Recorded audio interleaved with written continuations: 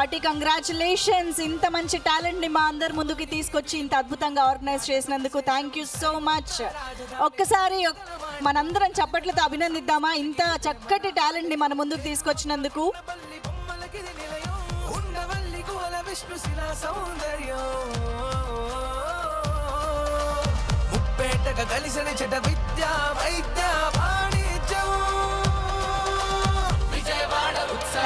Thank you so much Jignasa team, thank you. ఈరోజు ఫైనలిస్టులు అందరూ కూడా విన్నర్సే అండి.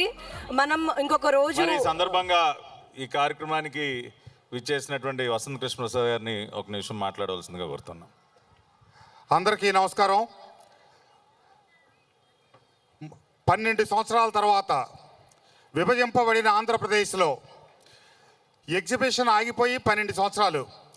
విజయవాడ కనకదుర్గమ్మ ఉత్సవాలకి అనుబంధంగా విజయవాడ ఉత్సవాలని చెప్పి పెట్టి కేవలం 20 రోజుల ముందు అనుకొని కేశినేని చిన్ని గారి నాయకత్వంలో ముత్తవరపు మురళీకృష్ణ గారు, పట్టాభి గారు తదితరులందరూ కలిసి కేవలం 20 రోజుల వ్యవధిలో 250 పైన కార్యక్రమాలు 5 ప్రదేశాల్లో ఇంత నిరంతరం చేస్తూ ఉన్నారంటే, దక్షిణ భారతదేశంలో మైసూరులో దసరా ఉత్సవాలంటే ఘనంగా నిర్వహిస్తారు. అట్లాగే కలకత్తాలో అమ్మవారి ఉత్సవాలు నిర్వహిస్తారు. ఇక రాబోయే రోజుల్లో విజయవాడ కేంద్రంగా అమరావతి రాజధానిలో పెద్ద ఎత్తున ఉత్సవాలు చేయాలి అని చెప్పి నిర్ణయించి ఈ కార్యక్రమాలకి తొలి అడుగుబడి ఈరోజు ముఖ్యమంత్రి గారు కూడా దుర్గమ్మ సన్నిధికి వచ్చి దుర్గమ్మ దర్శనం చేసుకున్న తర్వాత చెప్పారు, ఈ విజయవాడ ఉత్సవాలకి ఇక్కడి నుంచి మొదలై అంగరంగ వైభవంగా ప్రతి సంవత్సరం జరుగుతాయి. భారతదేశంలో అమ్మవారి ఉత్సవాలు ఎక్కడ జరుగుతాయి అంటే విజయవాడ ప్రధాన కేంద్రం అనే స్థాయికి వీటిని క్రమక్రమంగా తీసుకెళ్తామని చెప్పారు.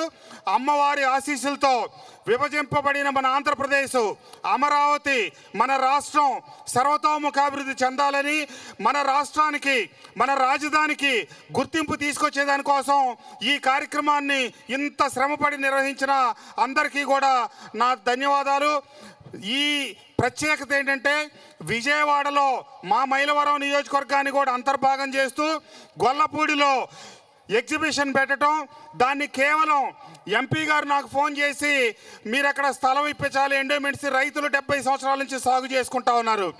అడగగానే ఆ రైతుల్ని పిలిచి అడిగితే 70 సంవత్సరాల నుంచి సాగు చేసుకునే భూములు కేవలం 10 నిమిషాలు వాళ్ళకి చెప్పగానే వెంటనే ఖాళీ చేసి ఎగ్జిబిషన్ కోసం అప్పగించటం. కేవలం ఇంత భారీ వర్షాల మధ్యలో కూడా మీటర్ ఎత్తు భూమిని చదును చేసి నింపి వారం రోజుల వ్యవధిలో ఎగ్జిబిషన్ అంతా రెడీ చేసి ప్రారంభోత్సవం చేయటం సంతోషకరం. తప్పకుండా రాబోయే రోజుల్లో ఏమైతే చిన్ని గారు, పట్టాభి గారు వీళ్ళందరూ ఆధ్వర్యంలో ఈ కార్యక్రమం ప్రారంభమైందో ఇది రాబోయే రోజులకి దిక్సూచి కావాలని, ప్రతి సంవత్సరం రెట్టింపు ఉత్సాహంతో జరగాలని చెప్పి ఆ దుర్గమ్మని కోరుకుంటూ మీ అందరికీ నా హృదయపూర్వక ధన్యవాదాలు, నమస్కారాలు తెలియజేస్తూ సెలవు తీసుకుంటా ఉన్నాను. జై హింద్. నిజంగా కృష్ణప్రసాద్ గారి సహకారం లేనిదే ఇవాళ అంత అద్భుతమైనటువంటి ఎక్స్పో మనం గొల్లపూడిలో చూడగలిగే వాళ్ళం కాదు. ఆయన ఎంతో